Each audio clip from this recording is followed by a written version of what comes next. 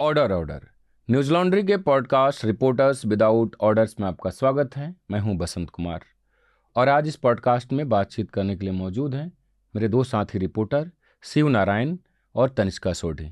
आप दोनों का स्वागत है। थैंक यू बसंत। कल मैं ऐसे ही कहीं घूम रहा था तो एक मेरे दोस्त ने पूछा कि तुम्हें नहीं लगता कुछ गड़बड़ हो रहा है? तो मैंने कहा कि ऐसे तो होता ही रहता है। तो फिर उसने मुझे बताया कि देखो, जो खिलाड़ी मेडल जीतते हैं, जब वो मेडल जीतते हैं तब देश के तमाम लोग खुशियां जाहिर करते हैं।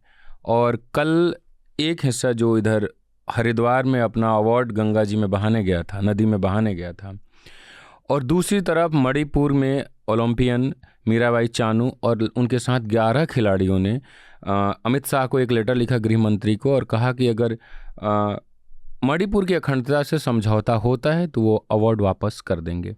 तो देश के अलग अलग हिस्सों के जो खिलाड़ी हैं उनकी डिमांड अलग अलग है। जो पहलवान है उनकी डिमांड है बृजभूषण सिंह पर कार्रवाई हो, उनकी गिरफ्तारी हो, और इधर मणिपुर में काफ़ी कुछ लंबे समय से गड़बड़ चल रहा है। तो हमारे साथी हैं शिव, जो मणिपुर से संबंधित खबरें लगातार कर रहे हैं। इन्होंने हालिया एक रिपोर्ट की है जिसको पढ़ते और देखते हुए कहते हैं ना, रूह कांप जा रहा है। तो मैं शिव से यही पूछूंगा कि जो आपने स्टोरी की है एक नौजवान की जिनकी माता और भाई की हत्या हो गई इस पूरे हिंसा के दौरान, आप हमारे पाठकों को उसके बारे में थोड़ा बताएं। ये स्टोरी है एक कॉलेज स्टूडेंट की, जो मणिपुर में पढ़ती हैं, 20 ईयर ओल्ड हैं वो। तो जब ये वायलेंस स्टार्ट हुआ कुकीज़ और मेतीज़ के बीच में 3 मई को, तो उस समय वो जो फैमिली है वो कुकी है, इम्फाल में रहती हैं वो। तो उस स्टूडेंट की जो मदर हैं वो अंडर सेक्रेटरी हैं मणिपुर गवर्नमेंट में, और उनका भाई था जो सेल्फ एम्प्लॉयड था। तो वो जब आर्मी कैंप की तरफ जा रहे थे कार में, तो उस समय वो भी साथ में थी, वो जो स्टूडेंट हैं, और उनके साथ 4 लोग और थे। 4 महिला थी, एक बच्चा भी था, उसको मिला के 7 लोग थे टोटल। तो उनकी कार को रोका गया वहाँ पे, एक मतलब आर्मी कैंप से थोड़ा सा पहले, मतलब 500 मीटर की दूरी पे थे वो, पहुँचने वाले थे। तो उसमें उनको रोका गया और जो उनकी मदर थी उनको मारा गया वहाँ पे, और उनके भाई को भी मारा गया वहाँ पे।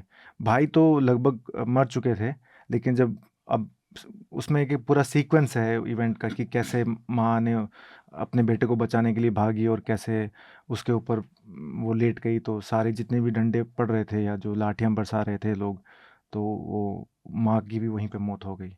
तो वो एक स्टोरी है कि एस्केप कैसे हुआ उनका, जो बाकी के जो महिलाएं थी वो उन्होंने कैसे वहाँ से भाग के निकले, कैसे उनको हेल्प किया वहाँ पे। ऐसा ना कि राइट्स में या दंगे के टाइम जो ह्यूमन इमोशन होता है उसका जो एक कहते हैं कि worst, I mean good bad और अगली सारे इमोशंस आपको देखने को मिलते हैं। तो उसमें भी कुछ ऐसे अच्छे आदमी थे जिनके दिल में दया थी। तो 2-3 लोग थे जिन्होंने उन 3-4 जो महिलाएं हैं उनको बचाने का प्रयास किया, और उनको फिर दूसरे कैंप में छोड़ा गया उनको। तो वो एक इंटरव्यू है और उनका एक आई विटनेस अकाउंट है जो किया है। और जो मारने वाले थे वो दूसरे कम्युनिटी के ही थे? जो मारने वाले थे वो मेती कम्युनिटी के लोग थे। मणिपुर का जो डेमोग्राफी ऐसा है कि इम्फाल है, इम्फाल में मोस्टली जो डोमिनेंट जो लोग हैं, प्रभुत्व मेती कम्युनिटी का है, जो मोस्टली हिंदू रिलीजन फॉलो करते हैं। और बाकी जो हिली एरियाज़ हैं और जो डिस्ट्रिक्ट हैं उसमें जो ट्राइबल्स हैं वो डोमिनेट करते हैं। ट्राइबल में काफ़ी ट्राइब्स हैं मणिपुर में, और कुकीज़, मीज़ो, जो वो 3-4 ट्राइब हैं जो अभी लड़ाई कर रहे हैं, या मतलब 2 कम्युनिटियाँ मेती और कुकीज़ जो हैं ये दोनों आपस में झगड़ा चल रहा है। आप लगातार मणिपुर से संबंधित खबरें कर रहे हैं। हम आपसे विस्तार से बात करेंगे। उससे पहले मैं एक छोटा सा सवाल जानना चाहता हूं कि लंबा समय हो गया, लगभग 20-22 दिन हो गए जब से हिंसा शुरू हुई है। 4 हफ्ते से ज़्यादा 4 हफ्ते से ज़्यादा हो गए। कल जब हमें पॉडकास्ट रिकॉर्ड कर रहे हैं उससे एक दिन पहले अमित शाह ने वहाँ का दौरा भी किया था, वहाँ के मुख्यमंत्री से बात भी की। और इतना वक्त क्यों लग रहा है चीज़ों को मतलब स्थिर करने में? आखिर केंद्र सरकार हो चाहे मणिपुर की सरकार हो, मजबूर क्यों है? क्यों नहीं मैनेज हो पा रहा? कुछ आप देख रहे हैं इसमें? एक तो ऑफ कोर्स जो ऑब्वियस जो आंसर है वो ये है कि सरकार का रोल इसमें, कि पहले तो बोला जा रहा था कि केंद्र सरकार ने 355 धारा को इन्वोक किया है ताकि वो यहाँ से central forces law and order सब टेक ओवर करेगी, पैरामिलिट्री फोर्सेस। वहाँ पे एडवाइज़र भी उन्होंने भेजा, वो सब कुछ प्रेस कॉन्फ्रेंस सब वही कर रहे थे। लेकिन इसी के साथ अभी भी 4 हफ्ते के बाद भी चुरचांदपुर एक वायलेंट हिट एरियाज था, मोस्ट अफेक्टेड एरिया था चुरचांदपुर, जहाँ से वायलेंस स्टार्ट हुआ। एक रैली हुआ था ट्राइबल कम्युनिटीज़ का कि जो रिजर्वेशन है मेथी कम्युनिटी को, जिसको हाई कोर्ट ने कहा कि सरकार इसको कंसिडर करे। मेथी कम्युनिटी जो डोमिनेंट कम्युनिटी है, उनको एसटी स्टेटस के लिए हाई कोर्ट ने बोला कि सरकार इसको कंसिडर करे। लेकिन ट्राइबल कम्युनिटीज़ का कहना था कि ये like we will lose out jobs अगर सब, इसका मतलब सभी को आप एसटी स्टेटस दे रहे हैं। अब मेथी कम्युनिटी काफ़ी पॉलिटिकली स्ट्रांग है, एडमिनिस्ट्रेशन में उनका अच्छा प्रभुत्व है। तो इस प्रकार क्या है कि ये जो बैकग्राउंड है, इसी बैकग्राउंड में सरकार ने 4 हफ्ते में अभी भी तो चुरचांदपुर और इम्फाल के बीच जो मोस्ट अफेक्टेड एरियाज़ हैं, लोग चुरचांदपुर से इम्फाल नहीं जा पा रहे, इम्फाल से चुरचांदपुर नहीं जा पा रहे। जी जी। हॉस्पिटल में अभी तक बताया गया कि 70 के लगभग डेथ्स हो चुकी हैं पूरे इस वायलेंस में। अगर 40 जो कुकी मिलिटेंट्स हैं, जिसको वीरेंद्र सिंह ने बोला उसको आप कंसिडर नहीं करेंगे तो अभी आई थिंक संडे को या उससे पहले उन्होंने बताया था कि एक दिन में हमने 40 कुकी मिलिटेंट्स को मार गिराया है, उसको कंसिडर नहीं कर रहा मैं। उसके अलावा 70+ सिविलियंस की डेथ हो चुकी है और 60+ जो सिविलियंस हैं, जो बॉडीज़ हैं, वो अभी के अभी मॉर्ग में पड़ी हुई है, हॉस्पिटल्स में पड़ी हुई है। तो इसका मतलब उनको क्लेम करने वाला कोई नहीं है। इसका मतलब जो क्लेम करने वाले थे वो या तो स्टेट में है नहीं या वो पहुंच नहीं पा रहे वहाँ पे। तो इससे आप अंदाज़ा लगा सकते हैं कि वहाँ पे स्थिति नॉर्मल नहीं है अभी। तभी तो अमित शाह को जाना पड़ा। अमित शाह तो अभी गए हैं, उससे पहले बीरेंद्र सिंह यहाँ पे दिल्ली आए थे बात करने के लिए। और ये कहा जा रहा था कि जो बीजेपी लीडरशिप है या सेंट्रल लीडरशिप है बीजेपी की, वो खुश नहीं है बीरेंद्र सिंह से कि वो इनको संभाल नहीं पा रहे हैं। तो जो ट्राइबल लीडर्स हैं, उनका डिमांड है कि हमें सेपरेट एडमिनिस्ट्रेशन चाहिए मणिपुर से हट के। वो देश से हटने की बात नहीं कर रहे, वो सेपरेट एडमिनिस्ट्रेशन की बात कर रहे हैं कि हम मणिपुर में नहीं रहना चाहते क्योंकि पुलिस पे हमें भरोसा नहीं है। बिल्कुल।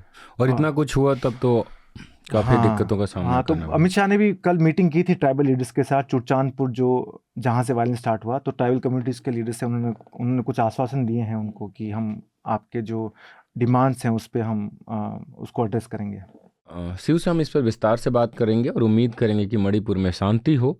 अब हम तनिष्का के पास लौटते हैं। तनिष्का ने एक डिटेल लॉन्ग फॉर्म रिपोर्ट की है जो जस्टिस चंद्रचूड़ को लेकर है। इनके साथ 2 लोग और हैं, श्रेयाली अग्रवाल और जियोजित पाल। स्टोरी देखकर ये लग रहा है और पढ़ने के बाद कि जब भी हम जस्टिस चंद्रचूड़ को देखते हैं वो काफ़ी मतलब निधड़क होकर बोलते हैं। कई मसलों पर उनका सीधे सीधे सरकार से टकराव भी हुआ। किरण रिजिजू जो एक्स लॉ मिनिस्टर थे, उनसे भी कई बार उनका आमना सामना हो गया है। लेकिन इसी के साथ हमने ये भी देखा कि उनको ट्विटर पे या दूसरे सोशल मीडिया साइट्स पे काफ़ी हेट का सामना करना पड़ा। आपकी स्टोरी उसी के संबंध में है। थोड़ा हमें संक्षेप में बताएं कि स्टोरी क्या है, आपकी क्या फाइंडिंग रही आप लोगों की। So जैसे like you said that the CGI is very progressive.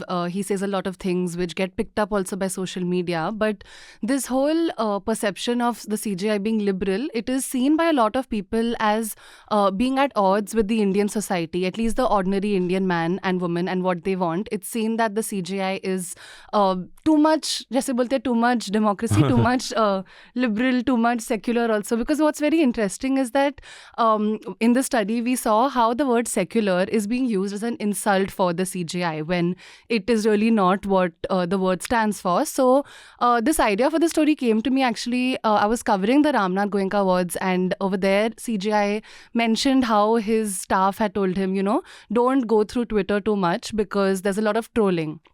And the CGI has many times since he has come into power in November spoken about the problems of trolling online. And after he said that, I realized that I have seen a lot of negative tweets around him, not just negative as in constructive criticism, but a lot of trolling around him.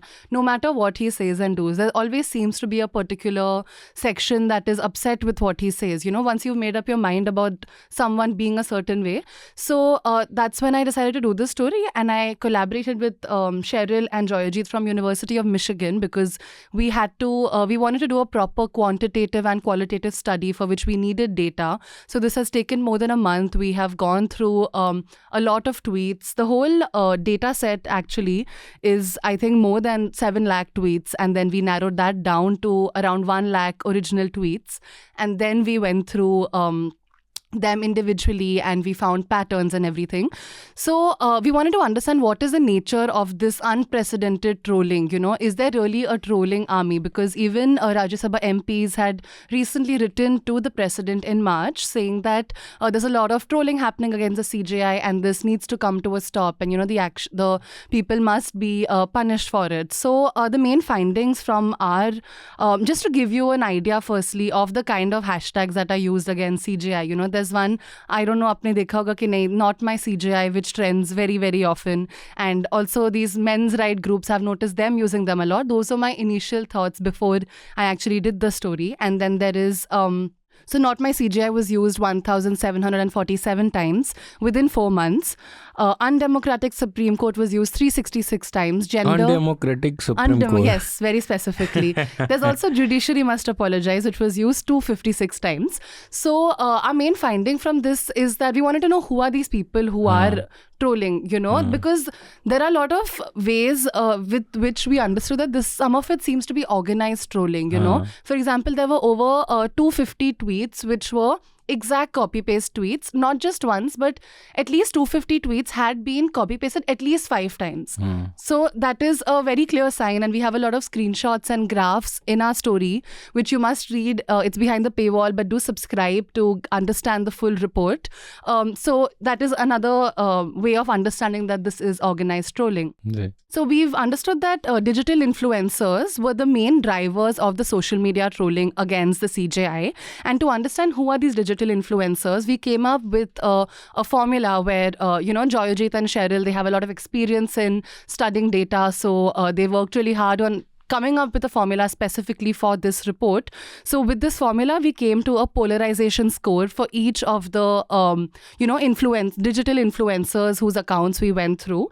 And we did this, the formula is very complex, but it's basically just a snapshot of their current Twitter network and their retweeting habits. So through this polarization score, we saw that most of the highly engaged content about the CJI comes from BJP-leaning digital influencers. So while it is not the people from the party who are directly criticizing or trolling the CJI, it is the digital influencers who lean mostly towards the right side. So they were very dominant in influencing the overall narrative. And the overall narrative, let me ask you, what do you think are the main things used, why he's criticized? If you've seen any sort of social media engagement. जी आप बताओ. हाँ, लेकिन एक चीज़ मैं जब आप बता रहे थे कि मैक्सिमम कॉपी पेस्ट होता है, तो इसलिए कॉपी पेस्ट होता है कि जो करने वाले उनके पास दिमाग नहीं है. वरना वो सुप्रीम कोर्ट को अनडेमोक्रेटिक कैसे बोल सकते हैं, CJI को नॉट माई CJI कैसे बोल सकते हैं. But it's also about trending, when you want something to trend. Like CJI has trended so many times in these last 4 months.